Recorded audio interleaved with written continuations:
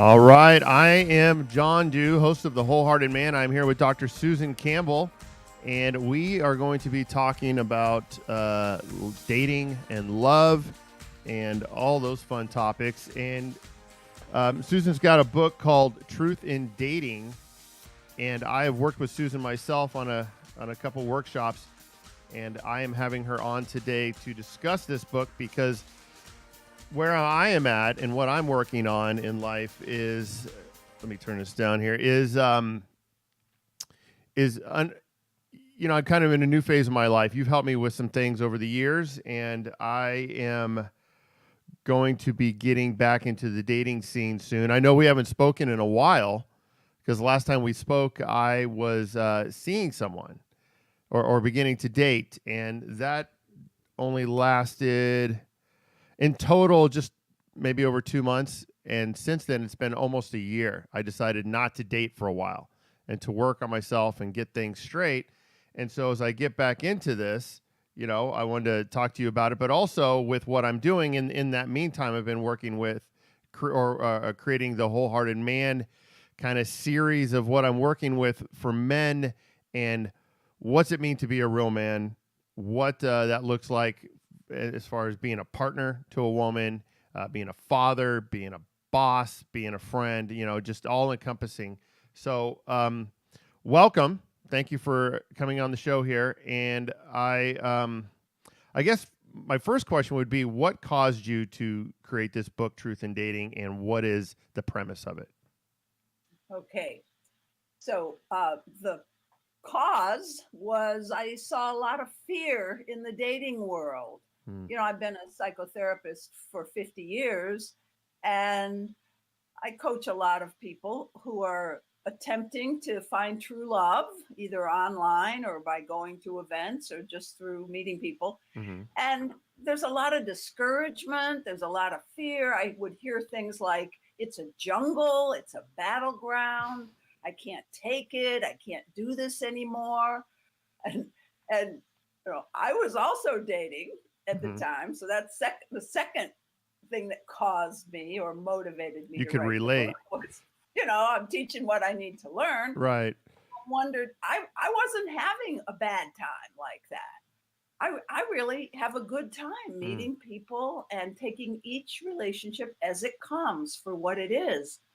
And of course, that's because I've done so much inner work for all these years. I'm not just a therapist. I'm working on myself all the time. Right. I realized that my attitude, which is relationship as an awareness practice, that everything that happens to me is for my own learning, growth, expansion, spiritual evolution, to become more whole, wholehearted, a wholehearted human being. So I'm picking up on your title. Yeah, I appreciate that. And that's, and I realized dating can be a deep and wonderful practice where two people agree to be accurate and truthful mirrors to each other, thereby the title, Truth in Dating. And just whatever happens, even if you don't have more than 2 months, like you said, you don't feel like a failure. I felt so sad when I saw people feel like a failure when things don't continue. Right. John, most dating relationships should end. Right. You're finding out about the other person, helping them find out about you. You're practicing relationship skills like expressing feelings and needs. That's what dating is for. And if there's chemistry and if there's common values and a common life vision, then yeah, you go for it. You give it a real shot. Right. But a lot of times it takes a few months to even find that out. So my motives were basically what I said, the pain and my own point of view, which I thought could help people not have so much pain in the dating world. Well, right. So let me ask you, I learned, that's always what I'm doing, going through is what was my past experience? What can I learn from that and bring that forward? So without going into all the details of the past, I was in a relationship that didn't go well. That was in for several years. What I took from that and learned or what I learned from that, I took and was able to use in the dating scene, Mm-hmm. and or in this particular dating this person, and it did narrow it down, obviously, from years to just a couple of months. And then I went back and looked at that, and it's like, okay, I'm going to take that now, that knowledge, and really kind of step it up a notch moving forward. That's good. But so correct me here, but my thinking is I don't want to waste time. And I Mm-hmm. don't mean that in the sense of, you know, oh, you didn't check every box off, I'm out of here. It's Right. just trying to find kind of a happy medium between, being realistic in Mm-hmm. dating someone, and then not also being in charge and in control of myself, and just kind of letting it happen. So I want to be realistic with, because people Mm-hmm. are people, and Yeah. we're all flawed, but also have the ability to be kind of in charge of my destiny on that. And that's why you popped into my head in the truth in dating, because I think, right, the sooner that can kind of be established, the Yeah. sooner that can kind of be worked out. And I'm sure Good. there's no preset formula, for time, and that's not necessarily what I'm looking for. But, in your book, you talk about asking questions, right? And about being honest and being open with the other person and having that agreement. And how soon, in your opinion, of starting to date, should that conversation be had? Okay, so what you're referring to, John, is what I call the truth in dating conversation. And I put a little box around it because it's a few sentences where you introduce to a new potential dating partner the idea of truth in dating. And Okay. so how soon, that's the script for that is written in the book, and I can mention that in a minute or two here. But it's basically a script where you say, hey, I've been looking at this whole idea as relationships for learning and development, Mm-hmm. and it seems that honest communication is one of the best gifts we can give to each other on that journey. And I like you, and I wonder if you want to try this with me, this idea of telling each other the truth, even if it might hurt sometimes, What a and making concept. that more important than getting to third base, or Right. getting a fifth date, or getting somebody to marry you. It's we're not so focused on the outcome. We're Right. focused on an honest process between two people. So that's what you invite them into. And I would say um, after you know that you like someone and you have a feeling that they like you, Okay. and, they might really like you, but not be up for that type of relationship. Sure. And I would hope that even if they show some resistance, that you invite them to say, like they might say, if they were really honest, gee, I don't like criticism, and I don't want a relationship where there's any criticism at all. And the things you're saying sound like that to me. Mm. Right. So that would be the other person's resistance. Right. So you would inquire about their resistance, and try to be reassuring to them that you will be kind, that you're not, it's not what we call brutal honesty. It's Right. simply honesty about what you're feeling and thinking. It's the kind of honesty that we call being transparent. Right. Yeah. So And I think that's what that's we're inviting something. people into. And I'd say, you could do it on the second or third date, basically. Right. Yeah, I think that's something to define too. Being honest doesn't have to be brutally honest, doesn't have to be hurtful. It can just simply be stated in a way that gets your point across to the other person without just being blunt and throwing it out there, because nobody wants that. So I just think we need to Well, establish it that. might be hurtful. It might be hurtful because I can be as warm and Right. tender as I can possibly be with a guy that I'm dating. But if he wants a third or fourth date and I'm done, Mm-hmm. we're going to have an honest, heart-centered conversation about that, and he's going to be hurt. Right. And I've done this many times. Right. I'm But really I good think at it. that's I'm saying in the delivery to the other person, you're being honest but not spiteful or mean. Yeah, Doesn't you're not. mean that, Yeah, yeah, you can't control after that. After it leaves your mouth, You can only control it coming out of your mouth. After it leaves, you can't control how somebody else receives that. Back to what you're saying. But you can if you see that they receive it in a Right. hurting themselves way. You can really stay with them and go, gosh, I looks like your feelings got hurt, and I really understand, and I respect you so much for being vulnerable with me like Right. this. Let's just keep talking for a while. It's not like I'm going to just deliver my message and walk out the door. Right. Well, okay. It's a human to human. That's partly what truth in dating is too. It's not just about honest communication. It's about we see each other as a human being, and we treat the other person with respect and care. That it's not like people say the jungle there. It's not like the other person is the adversary and they're judging me and they're going to check me off their list. That is the attitude a lot of people have. Yeah, and going into it is negative. Much more a much more loving, generous attitude towards your fellow human who also is nervous about rejection. Right. Everybody's nervous about rejection. So it's not just you. Yeah, let me ask you. So, oh gosh, what would you say?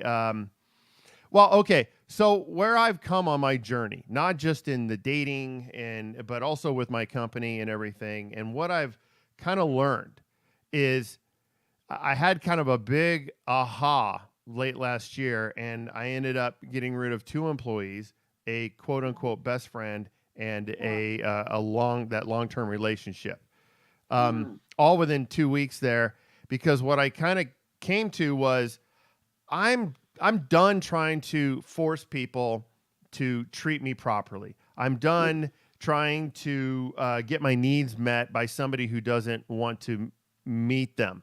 Doesn't abscond me from any responsibility from those relationships either. But I kind of came to the point and weeded out where I was in my life, weeded out the people I thought that just there's no chance of that. So if you're in dating, I hear what you're saying when you're saying, you may say something and then you kind of gauge their response and you can see maybe they're uneasy with that, and you try to help them be a little more comfortable and understand where you're coming from. But at what point do you see? That's kind of where I was, and my issue with some of the datings. I spent too much time. I poured too much energy trying to placate the other person or make them understand something when in reality they were being abusive and they were taking advantage. So how do you know when to quit? That's a big question.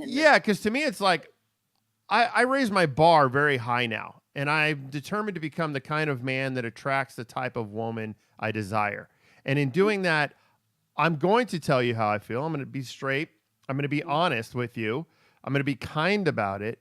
But if you have a adverse reaction to, I think, the most basic of communication styles, then it's probably not going to work out, because I'm imagining I'm going to spend most of my time having to either sugarcoat or just deal with the drama. So that's kind of where I'm wondering, how much do you put in? Because the red flags are there, and I've really learned, I feel at least, to see them where I used to be bleaching them all white. Yeah. Well, we need the truth skill. That other book I wrote was Getting Real, and it's about 10 truth skills. We need to develop the truth skill of asking for what you want, because you cannot expect a dating partner or even somebody you've been married to for 10 years to know what you want at all times, even though you've told them quite a number of times before. So in each moment, if you're good at communicating your needs and feelings, and you aren't feeling met, aren't feeling like this other person really wants to give that, then maybe that's not a match. But a lot of people say, oh, I've given it 2 or 3 years and they're still not meeting my needs, but they have not developed the truth skill to ask for what you want in a clear, non-resentful way. Right. Non-complaining, not the kind of asking for what you want where you say, oh, you left coffee cups unwashed on the counter last night again. Right. That's a complaint. Right. You can take any complaint and look deeper into yourself and find the want there, the vulnerable need that's under the complaint. And that's what you need to be delivering. And if you're good at that and your partner is still not, you're not feeling connected and met, that's time to move on. Yeah. So whenever that is, but sometimes you yourself need a little time warming up, making sure you feel secure enough in the relationship to ask for what you want. The longer it takes you to do that, the longer you're going to hang around in the not knowing That's a great zone. point. I used to You need to do some of that. You need to not just rush it too much. Right. So that's my answer. Yeah, no, I like that. I used to ask for what I wanted a little more bluntly in the beginning, and then it wasn't a good relationship, but I ended up trying to go in roundabout ways asking for what I wanted, because I was usually met with I was too needy or insecure or too demanding or too whatever. Hindsight, it's like I was actually just, here's what I need, stand up for myself. So I think that skill, I didn't put two and two together till you just told me, but I'm going to go back and really reread that and check that out, because having that skill to just simply ask for what you want, which at the company I'm running, no problem. Here's what I need. I need to hear, and I need to buy this you have date. a clear role as the owner of the company. Right. Yeah. Easier. I think that's that's the simplicity of it once you can get that skill. So then that's what shortens the time. It's like, I'm being honest with you. I know how to, basically ask for what I want. And then I'm just gauging your response if you're receptive or not. If you're getting belittled, then that's not good. You shouldn't be in that. You need to go be with somebody who's going to treat you in a more healthy way. If they're receptive to it and you guys can work together, which is back to the Truth in Dating book, then you've got something to work with. So I guess to establish first, do I have somebody that is willing to reciprocate? That's kind of what it comes down to. Okay, and let me throw a wrench into this nice, neat formula that you and I both just developed. Let's say you really like this person and you're pretty good at asking for what you want in a clear, non-blaming way, but the other person gets triggered when you ask for what you want. I've been in relationships like that. Yeah. Either the partner thinks, or the guy I'm dating thinks, oh, I'm not doing it right. Let's say I ask for what I want during sex, heaven forbid a woman should do that. Right. Right. And then the man feels like, oh, I'm not doing it right. Right. Yep. And that doesn't mean he's a bad partner. Triggers are kind of normal, but couples and even dating people need to know that triggers are something that you can expect to happen when there's an emotional charge. So if I see that, he all of a sudden clams up and shuts down when I'm doing the very best I can to ask for what I want, we'll have to have I'll let him calm down. He's got his button pushed. I've got my button pushed. And, in my latest book, 5-Minute Relationship Repair, I teach people how to calm their nervous systems and look inward and then come back and have a conversation about what just happened. So let's say now we're going to have a conversation an hour or a day later. And I say, here's what I remember happening yesterday when we were trying to make love.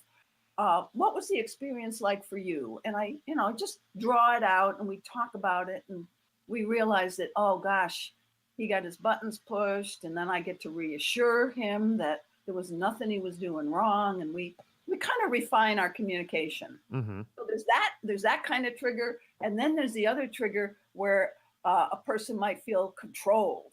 I know you. And you said that you were told that you were too needy or something. Right. So that's even another trigger. Right. So that's kind of shaming now. The other person feels like they're not enough, that they have deep doubts about their ability to be nurturing and supportive and loving, that they're kind of deficient in, empathy and giving and that sort of thing. And it might push their button because they realize, geez, I really love John, but every time he asks me for something, I feel like I'm going to fail at it. And so I get my button pushed and I just make it about him. I make it his problem that he's too needy. Yeah. These are all things that happen in dating, just like in marriages.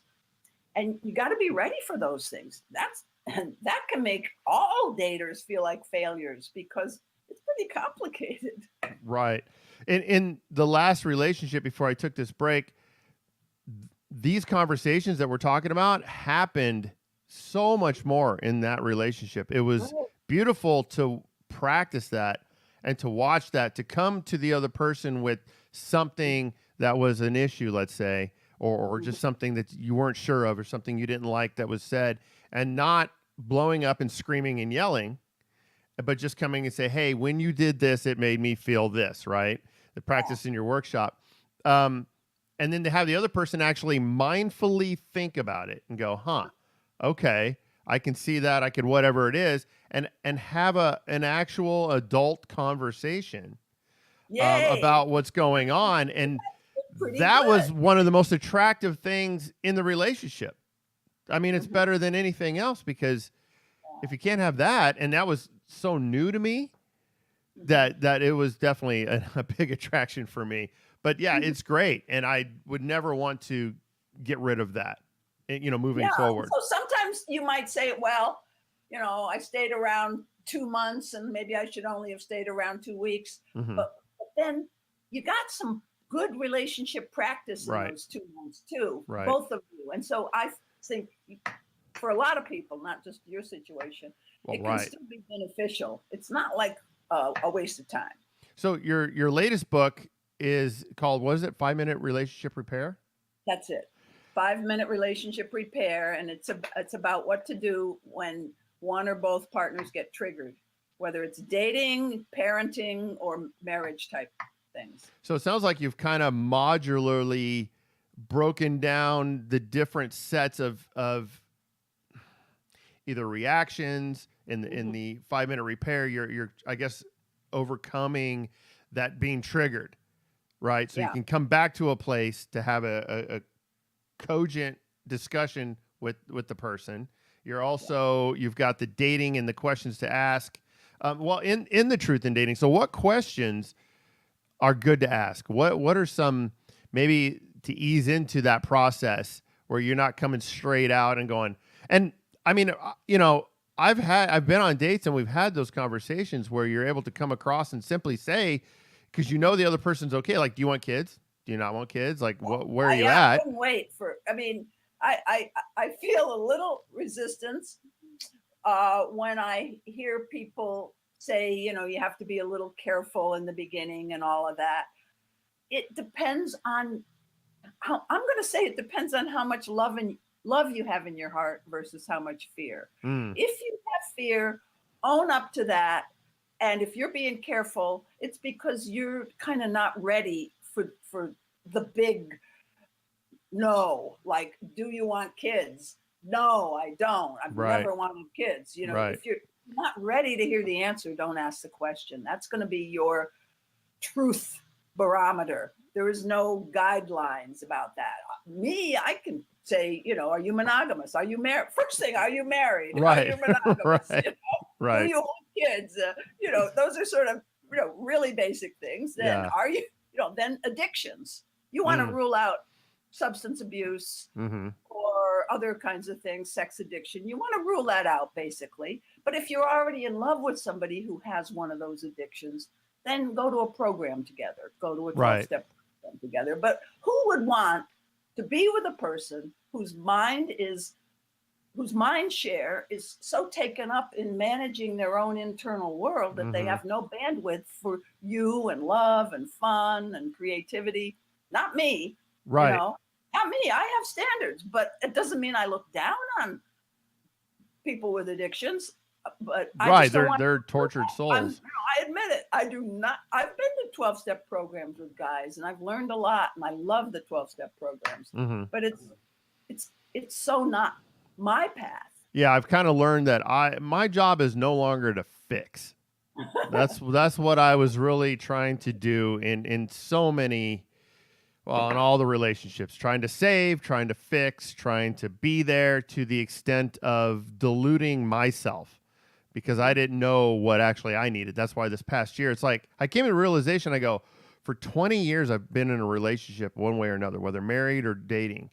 I think it's okay if I take a year off. I think if I just don't need to be in a hurry to do anything, I've got other interests. I just need to relax and breathe. And it's been great.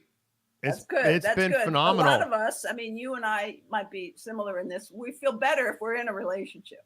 Is that Right, I true too? was. That was I me. always feel better, but sometimes it's good to just, you know, I took a year when I was in my 30s, no less, took a Hmm. year and declared myself celibate. Right, I mean, that was different than no relationships. right, That was because back in when I was in my 30s, you could have sex without having a relationship. right. It was a different world. It That's was only 10 years ago. So, before AIDS and everything. But anyway, I didn't have relationship and I didn't have sex, and that was good. yeah, because I'm more of the mindset like it's gonna happen when it happens. I mean, I'm male. I'll go out and I'll if I see something eventually that comes in front of me. I really don't want to. I mean, this is probably a whole nother discussion, but dating apps and stuff like that. I mean, I tried all that, and it was kind of gross because it was just a meat market of people, very shallow. And I understand people meet on that, and that's great. But I think for me, and I went on a lot of dates because I used to be so shy, believe it or not. I was Mm. so shy with women that I just whatever. My sister told me years ago. She goes, John, if you don't take action, you'll just get whatever comes along. And that's kind of what I did. And Yeah. so I'm like, as I've been working on myself with you through other things, processes and books and reading and introspection, journaling, one of the things I work or I realize there's something I need to work on. So I go conquer it. That's just kind of how I'm made. So I realized I was shy. I remember getting off the phone a couple years ago, having my first date set up with this girl. And then I went out to this place, got a glass of wine, looked over. There was a girl, went over to her, talked to her, set up a date. And I was on a rampage for 3 weeks. I'm not joking. I think I went on 14 dates between an actual date or just meeting for coffee or lunch. And I was done, but I kind of got over that. And there was nobody that was really, there was kind of one person maybe, but nothing that really appealed to me. And then some other things happened and what have you. But just Well, you're good don't. I just want to say you're good at just going through life and meeting people apparently, which wasn't always the case. So you've developed Right. Well, that's what I mean, I'm the literally, ice. Not everybody's good at that, and they are going to have to rely on online dating. But we can talk about that in a minute because right. if your lifestyle takes you where women are, in your case, Well, you're that's what fine. I'm trying to work on now. Lifestyle doesn't take you there, then I think the dating apps definitely have a place. Right. I'm working more. Not the hookup apps Right. necessarily. Right. Well, that's a difference. Yeah. That's a different thing. That's probably not for the truth in dating Crowd. relationship. Yeah. I have nothing wrong with hookups. Like I said, Yeah. when I was in my 30s, wow. But Right. Two consenting adults. now it's like if you want hookups, you go to an app, and if you just have a hard time meeting people Mm-hmm. because you just for whatever reason, you might have to use the apps. But I'm delighted that you don't have to, John. Well, I did all that though. That was all apps, short of one or two people that I met. Oh, it was. Oh, I see. No, that's what I'm saying. But I just had to get over it in any way. I mean, I was getting to the point towards the end of that dating cycle where I would just talk to someone and see them and get their phone number, and I mean, that was good for me. But what I'm realizing that I have started doing. What's that? What's that? I think you have to vet the person a little bit more. Maybe you're going to agree with me here. Like a little more phone conversations, a little more, conversations before you meet somebody. Just because it takes a longer time to meet somebody than just have a few phone conversations. Oh, But I absolutely. understand not everybody does it my way. That's my approach. Right. What I've learned is and working on now is to bring myself out into the arena to meet people, to have more people around me. So that's what I've been doing more of and working on, so that I have the physical one-on-one interactions with human beings instead of just, swipe left or swipe right. Yeah. So where do you go? Where do you meet people, John? I've been going to some, I don't want to call them necessarily seminars, but a couple seminars. But I have no intention of dating. I'm going there to get out. As rambunctious as I can be, and I can walk into a party and tell jokes and do that. Again, when it came to kind of the girl thing and the people thing more as a personal relationship, it was harder for me. So even forcing myself standing in line at the supermarket to talk to someone, just to say hi, not a female even, doesn't matter, just to say hi, or just something comes up and we can both have something in common to say, oh, look, boy, it's, really raining outside, whatever. I've been working on that. Moves. You're kind of practicing your connection moves. Right, with people. Out in the world right now, and that's good preparation for lots of things. Right. That's great. So, yeah. All right, enough about me. That's good advice for some of our listeners. Just go out and don't make dating your focus all the time. Especially if you're socially shy or that kind of thing. Just do what John did. It's just learn, just in case you did find that woman at the produce counter attractive. But pretend like in the future, you might find somebody at the produce counter. Right now, it's just a little woman with a baby who is not somebody you're going to, No, that's exactly. Yeah, it's just getting out there and opening up more with people. It's being more honest with my team members at the office, right? Just kind of opening up overall, developing my skill set, developing myself with or unveiling myself to others in a way that's not just, also going the other extreme and just inundating them with too much information.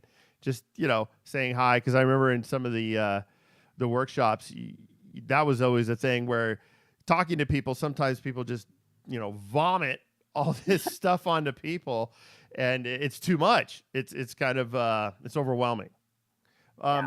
So that's a great segue into back to truth and dating. And when you're talking and on a date, right, I guess you pick and choose your questions to be strategic, and you would never want to just necessarily dump all this on the other person and expect probably 99 or 9 times out of 10, you're not going to get a good result of that. They're not going to get a good response to you just, well, what do you think about this? And what do you think about that? Right. There is something to the finesse of strategically peppering in these questions.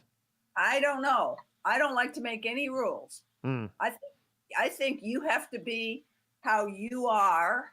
And let's say you're the kind of person that wants somebody, maybe you're the kind of person that wants somebody that can handle, that isn't going to get all bent out of shape if you ask 10 questions in a row. But you might say, there's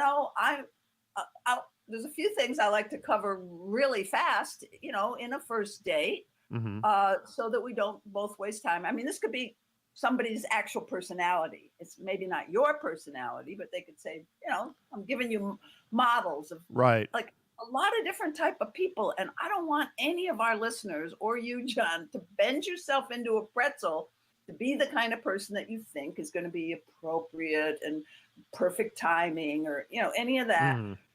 It's better if you humbly and not I'm right and this is what I got to have, in a partner, but more, this is how I am, this is how I like to do things. And I got about 10 questions here, and then we can just banter, and maybe you even secretly have some questions. Because, like I'm in my 40s, I'm in my 50s, I've been around the block, I know what I like and don't like. So is it okay if I ask you a few questions? And then you can do the same for me, You could do that. I'm just saying there's no rules. Gotcha. You gotta, it depends on the person and the situation, basically. Yeah, and I've used the truth and dating card game. Some of our listeners will be happy to know that there is a list of questions. Yay, John. I have the other one. Getting Real. The Getting Real card Yeah, game, which is less I focused on relationships. right. Mhm. I've even used that with my daughter when I got back. She was what, 6 at the time. I got to break that back out because she did pretty well. I mean, we had to find some very basic type questions that she could comprehend. But yeah, it's amazing when you ask these questions and they have to think about them and they start pulling them out and you've worded it in a way that well, maybe I should read one. Well, let's see. You've got deep dating, getting acquainted, and sex. You've got all these different or these 3 different topics. Let's see. Tell us about a major change in your life that you made successfully. So this is just in getting acquainted. So these are designed to I mean, these are actually great. You could you could take some pictures, put them on your phone or something, or memorize them before you go out, even if you need a little help. And yeah, you're just trying to gauge where the other person's at. Yeah, and what I've done, I think I even have done it on first dates. Mm-hmm. If we're gonna go and have coffee or dinner or something, I'll have the cards there. Just once I mean, I don't think we should start with the cards, Right, but right. the cards. When I say the cards, folks, I mean the 3 different decks that John referred to that are in the game, and each deck has like about 20 questions, Mm-hmm. like the one you read, and so after I've bantered with him and it feels like, hey, let's keep going here. I'm not ready to walk out the door. Susan Campbell created this game called the Truth in Dating card game. You want to just look at it, and what I'll have people do on the beginning is I'll just throw the cards out there on the dining room table or Mm-hmm. at the restaurant, and we'll pick maybe each 3 or 4 questions out of the whole 80 questions in the game. We'll pick a few that we find interesting that we'd like to both share about. And that really is kind of an assist in deepening the conversation rather quickly. Right, right, and it can be an icebreaker.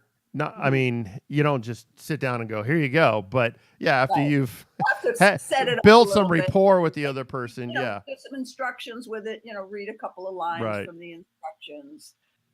So, what is your? Do you have feedback from people using your book? All kinds of feedback. Yeah, or okay, let me rephrase that. What is some of the feedback you? Well, one of the just a piece of feedback from the game, which has been something I've heard a lot, is the person. I just saw the brightness and all the positive lovability of the person when we had those cards. And when we didn't have the cards, it was just a little harder to get real connection and real depth. Yeah. So sometimes people have said that, or it cuts through a lot and moves things along much faster. You learn things about the person that you wouldn't have known for like a year, Right. 2 or 3 dates. Yeah, I'm impressed with when we played it one night after a session. We played the Getting Real one. It makes you think because there are kind of some rules in answering that, and they need to actually be short and kind of poignant responses to the question. And you really got to think. And so I could see that leading into getting a lot further, a lot sooner in the understanding of the other person if they're partaking in this. Yeah. And for the book, one of the biggest pieces of feedback about the book Truth in Dating is that the title is very scary to people. It's very scary. They go, "What? Why would I want to do that?" Right, because it's supposed to be our best foot forward. We're supposed to put on a show. We're supposed to, be on our best behavior and put this front on. And really, when you think about it, both people are kind of sparring to get through that, to see through that and get to the real person. People really do want to have a genuine heart connection where they feel safe. Yeah. What else? And the idea of truth in dating may be scary, and I want to say it's not for everybody. But if you are dating and you kind of bring up the idea, to the other person, and you're not even sure how to do it yourself, but you bring up the idea and you admit, look, all of us have been conditioned to not tell the truth in dating because we're so worried about the outcome. I Right. don't mean out and out lying, like, Yeah. I'm To I'm deceive.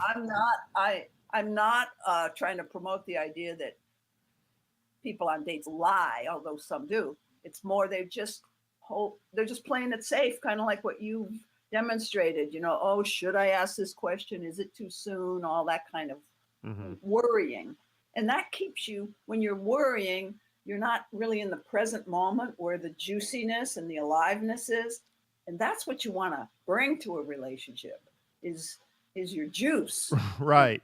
But fun. that makes me think of something. I remember my mom told me a long time ago. She goes, "You don't, or not a long time ago, not long enough ago, but you don't let your heart out right away. You don't just give it all to somebody. So, Mhm. meaning you find out about them first, and I I guess think as that's good time goes by, advice, you're actually. trusting them more and more with it. Okay. So when you say I bring the mean, juice and give your bring all heart. I that, don't know what that means, but you don't get committed and latch on to somebody as your life this is partner it, right? until you've really vetted. The word vetted comes to mind. Until you've checked the person out. Right. Just like in a job. They're applying for a job. Yeah. Why do you think people skip that so much? They skip that part of the process, the truth in dating, right? They skip kind of wanting, they just are, it seems like, and I'm guilty as well, looking for all the good parts and ignoring all the red flags. It's Wow. basically either fear of being alone or fear that another person's never going to come along. Mm, It's a scarcity. scarcity. It's a scarcity mindset. So, Like I've got to I got to make this work because this one is so super important. mm, Well, I mean, that's nuts. right. Right. Because if it's not going to work, it's not going to work. You're just, Making that up, it may or may not be super important. If this person is really well suited for you, yeah, that's important. You don't want to let that die. right. But there's got to be a mutual attraction. So you've got to find out all these things, and they do take time. And people want to hitch up kind of fast. Not all people. Some people are super slow. Yeah. They're the opposite of you and me, John. But you and I, it sounds like we both typically, we really want to get into something good, not just anything. Right. But we might have a tendency to, Hurry. get connected with somebody too soon or have sex too soon or, Yeah. you know, Well, you know what? That brings up a good point because with the last person I was dating, she made a point that I never thought of. She goes, and she was much slower for the sex part. And one, I respected that. That was kind of nice instead of just jumping into bed because I think women they're just too eager. I don't know if it's because they want to please or because they think that's what the man wants, because or you're so hot, John. yeah, thank you. I don't know about that. That's not true for all guys. But the reasoning behind that was because when you're having sex, the brain is creating oxytocin, right? And you start pair bonding and all the hormones start flowing, and that can cloud the judgment of the current status of the relationship. I thought that was brilliant. That's I'm right. like, that's That's yeah, beautiful. okay. I like that. That so I think that's something to take into consideration too. I guess if you're like you said They should earlier, learn this in high school. They should yes. learn that the sexual drugs, like what you just said, the Mm-hmm. oxytocin, those are addictive substances and they cloud your judgment. Well, right. In many of the books I've read in years past, working up to where I am today, there is that common theme. I mean, even there's one called The Whole Brain Child, and they're just talking about raising children. But there's that theme of getting that part of your brain, like a dopamine hit, whether good or bad. You can get addicted to that cycle. I was with that woman for several years, and a very tumultuous relationship where I would get yelled at and then things would get good. And I was like, okay, this is it. But yeah, it's almost like then I'd start walking around on eggshells again, waiting for the shoe to drop, and then it would happen. And as logically now looking back as that going, that's nuts. Why am I putting myself through this? And I know why, and I've worked through all that. But in the moment, it is like a hit. It is a cycle of where you kind of just, it's a euphoria almost. Yeah, and It's you know messed something up. else beyond the sex hormones that are at play there with the ups and downs, the roller coaster relationship. When you have fights, it triggers people's fear of loss, fear of abandonment a lot of times, and then they come back together even more magnetically if they've had those fears stimulated. And so what I want to warn people about is fear of abandonment looks a lot like true love. Right. But it's not true love. That's really good. That's a great quote. Remember that, folks. It took me half my life. The fear of abandonment looks like true love. For that, because I would go, oh, this guy loves me so much. I'll never find anybody who loves me so much. Well, they were loving me so much, possessively and all that, because their fear of abandonment was always on high. That is not love. No. And then let me ask you something on that. But you can heal those fears if you work together with a counselor. Well, right. You help me in rid of the person, but I'm saying you got to know what's what. Sorry. No, that was my big breakthrough in our first workshop was the fear of abandonment, because I linked that to my father of always chasing his approval, his love. And that's what I was doing in that relationship. I was continuing to do the same thing. And that was the beginning point that I can point to of the journey of figuring that out. But in general, I mean, why do people, because I think that's prevalent in society. Why do we all have such a fear of abandonment, in your opinion? Yeah. Well, we all grew up little and helpless, and we were dependent on big people, our parents, usually, who were busy and also hadn't totally developed their own personality so that they could just be present to a child. So abandonment is built into the human experience. Plus the way babies are born, in this country at least, the whole hospital thing is for the convenience of the doctors. Not all. I mean, some of the hospitals are very enlightened now, and they don't separate the child from the mother right up. But when I was born, they just take you and put you in a crib by yourself. So of course I'm going to have a fear of abandonment. That was my first relationship experience. Was we were connected, safe, and then where did she go?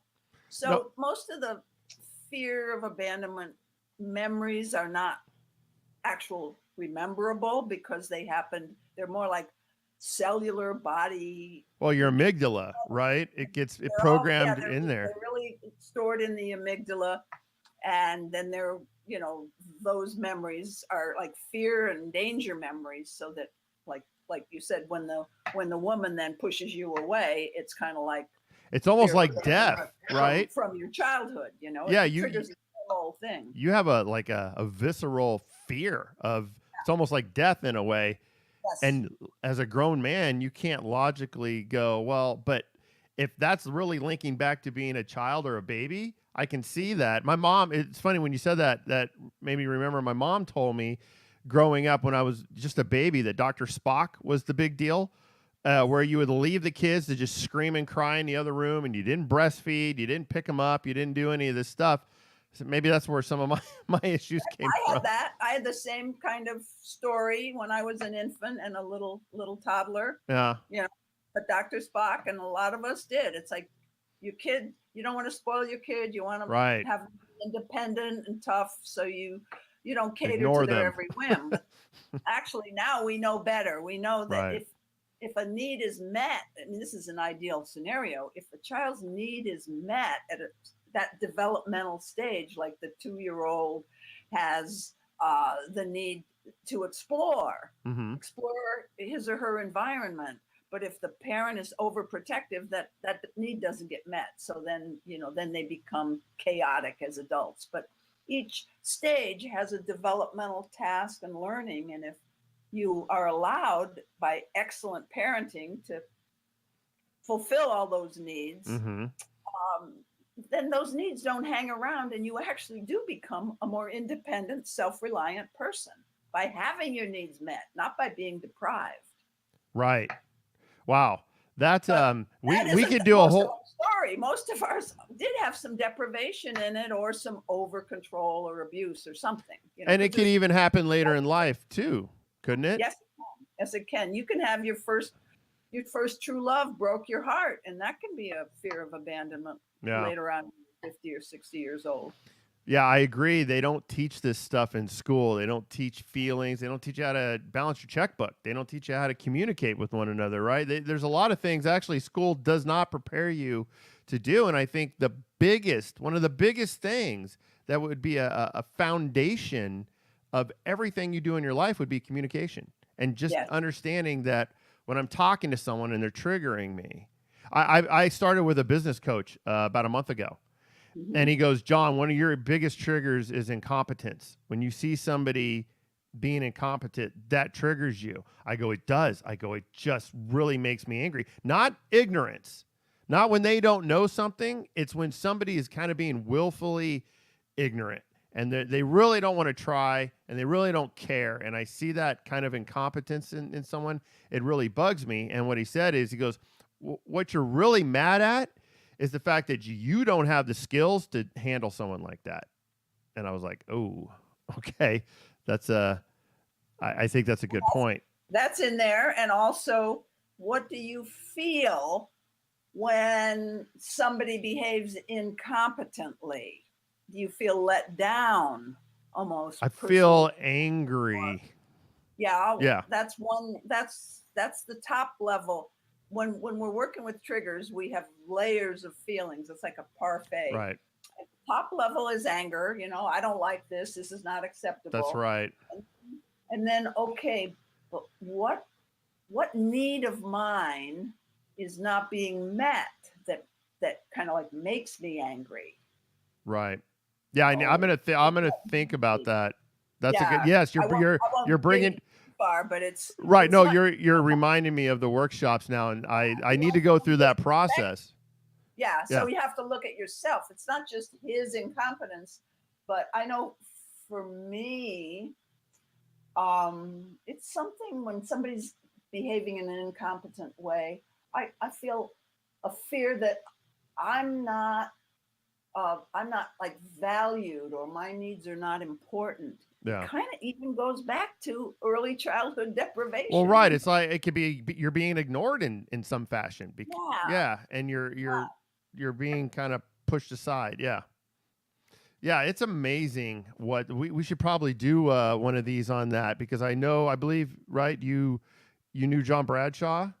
Yes. Yeah, I mean, I think the guy's a genius for what he did. I'd love to get into that in a show and talk more about that, because the raising of the kids, because part of my wholehearted man thing or just what I'm working on is getting fathers to understand the value of a parent, at least one parent, staying home and raising the child.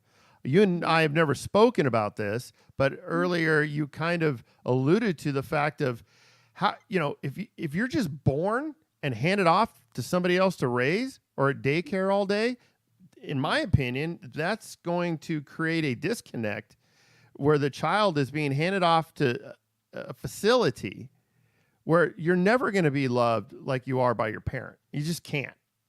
They can care, and they may have only 4 kids that adult has to deal with, but it's not the same as when you just have the mother there or the father. And I think that goes to build these issues in people, where you have a fear of rejection, you have a fear of abandonment, you kind of have these triggers, and you don't grow up healthy. I'm divorced, and when my daughter has said, even from a young age, about the divorce, or this is making me, this, why can't you guys be together? I don't say, well, just because that's the way it is. I go, we should be together, and I'm very sorry this Good. is not the case. And if I were you in your position, I would feel mad or sad depending on what she was feeling about it Good. too. I'm validating. Good. That's great, John. Yeah, even my autistic daughter, who's 15 now, about 2 years ago, when I wash her hair, and the sensory part of it, she didn't like when you'd scrub. And so she would just and get all frustrated. And I gave her words. I'm like, say, that's annoying, Papa. That I don't like that, Papa. And she did it. So now instead of she says, that's annoying. She gets it out and has a voice more. That's one of the parenting things that a lot of kids don't get too, is help putting their feelings into words. Mm-hmm. Just like bonding and feeling emotionally safe, children need what you just gave your daughter. Yeah, my cousin came to visit last Tuesday. We've only seen each other twice in the past 20 years, and we've kind of rekindled the relationship, and it's great. And she's a great lady. And we were talking, and it's funny when you hook up with somebody from family and they bring up other remembrances that you don't remember. But she goes, yeah, one of the big things in the family was, children should be seen and not heard. And any conversation around politics or anything like that were not for kids. You had to be excluded because you just aren't smart enough or capable enough. And I've never had that thought with my girls. They're always included in everything, obviously age appropriate.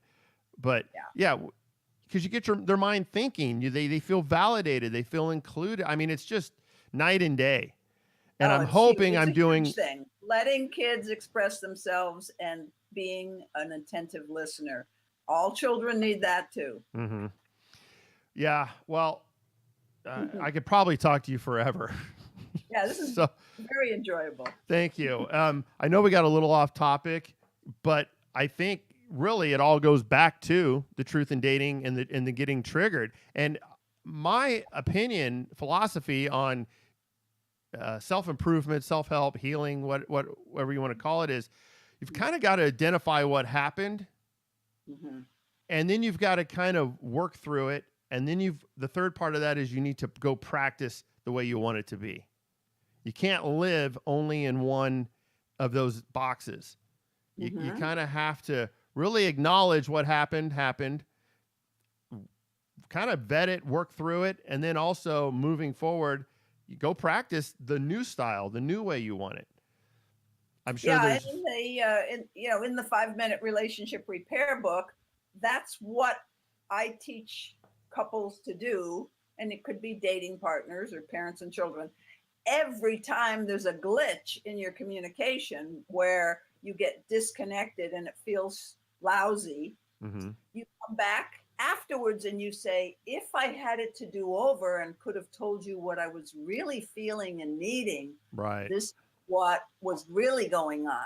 And so you get practice like an hour later or a day later to do it right with that same person.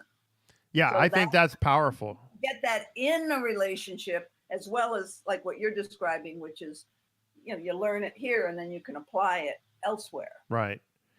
Yeah, it's and I just all that goes towards having a better dating life and hopefully finding that person. And in the process of finding that person, like you said at the beginning of the show, is we should be dating kind of a lot. We aren't probably meant to be with everybody we've ever gone out. Well, I know we're not. So, it's understanding that going into it and not being all consumed by it and coming from that place of scarcity or desperation. And can I talk about, I know we're about to wrap up here. No, we're fine. Have our listeners have one actual communication skill, other than saying your wants and your needs and your feelings. That's all, in the book John's talking about. And the other skill these skills bring your conversation into the present moment where there's really some juice between you and me here and now. And so the other skill is sharing self-talk. So somebody's saying, somebody's talking about, their ex-girlfriend on a first date. Mm-hmm. And I'll say, Joe, can I share what's coming up for me right now? What I'm thinking when I'm listening to you is you're telling me about this beautiful model that you used to date. Uh-huh. I'm saying to myself, I wonder if he's trying to impress me that he can attract really beautiful women. Right. I might say that. Right. I'm not saying it to be right, but I'm saying it because I've been having the thought, and I'm saying it to clear the air. And, like I said, I'm not attacking a person. If you have love in your heart, you can share these things. And the more you take risks to share your honesty, the less fear you will have, and the more love will be in your heart, because you kind of learn by trial and error. Yeah. Yeah. Yeah. I remember in the first workshop too, there was a moment where everybody, I can't remember exactly what it was about, but I think somebody had to either ask somebody a question or make a statement about something. And then we went around the room and everybody had to give their interpretation basically of that response. And what struck me was how many different, because we all think ours is the correct interpretation. And it was like, wow, everybody just about had a different interpretation. And at least in my opinion, many of those were valid. Like it was like, oh, I never thought about that. So, right, this guy could be telling you about his ex-girlfriend because actually he's not necessarily bragging and he's trying to impress you that he could get a girl. He may just be awkward for all we know and just doesn't know what to talk about, and he just goes to the last place he was, and he's right. It depends, of course, what he's really talking about, but all kinds of motivations. Yeah, and we got to give the other person the opportunity to I guess kind of explain themselves or give a reason for that. And that's why I've always loved and I use it with clients all the time, people at work, the imagine. I'm imagining this is what's going on instead of accusing them. Well, when you say this, I know you're talking like this or you mean this. Right. It's like, I have no idea. Yeah, my big lesson from that round robin of the room there was, I don't know what the hell I'm thinking. I could be right. I could be wrong. I need to shut up and actually just ask the person sitting across from me what they meant. Float out your hunch or your imagining or your self-talk. And then you say, is there anything to that? Right. I'm truly open. You're not trying to shove your interpretation, your imagining down somebody's throat. Right. And I think we do that because it's either you beat vulnerability to the punch, because if they come back with, well, even if it's a roundabout way, but kind of makes you or validates your original thought, then you've beaten them to the punch by distancing yourself, right? If I can distance from you by being a little harsh or being rude, then if I'm correct in my assumption, it won't hurt so much. And so, yeah, you have to be vulnerable and open yourself up, because maybe that is the actual answer. Maybe they are thinking about self-talk. You want to share self-talk that's usually more about yourself and what's going on between yourself and the other person. Like right now I'm saying to myself, this is fun getting to know John. Where do we go from here? Right. And that's my self-talk. Right. No, I was actually thinking the same thing. Flirting techniques, folks. One of the best flirting techniques is sharing self-talk. And there's a whole chapter in the book about how to take whatever's going on inside of you and make it into kind of an interesting little one-line thing that reveals your vulnerable fears, your vulnerable wishes, that type of thing. But you call it your self-talk because it's really what your mind is doing at the moment. Right. Okay. Well, why don't we wrap it up? It's been about an hour. An hour, huh? Yeah. I appreciate everything. It's been great talking to you and seeing you again. Maybe we'll talk afterwards and see maybe if we could do this again, but I really appreciate you coming on. It's Dr. Susan Campbell. She's the author of Truth in Dating. There's many other things. I had this book up, The Power Struggle, because I thought that was very apropos. in certain Yeah. way. I mean, we could sit here and have, 500 segments on these different things because it affects everybody. But thank you so much. And Send people to my website. That's where they I can will. buy Yes. the games. Yes. What is that website? I'll link it below, but All right. It's SusanCampbell.com. SusanCampbell.com. Campbell is spelled like Campbell soup. Okay. And they can get all the literature there. Yeah, they can get my upcoming workshops. Okay, and, good. Sign up for my free newsletter, and I even have a monthly free group coaching call where you can get free advice from Dr. Susan. Nice. Well, thank you again. Have a great rest of your weekend, and we'll talk soon. All right. All right. Thanks, Susan. Bye-bye.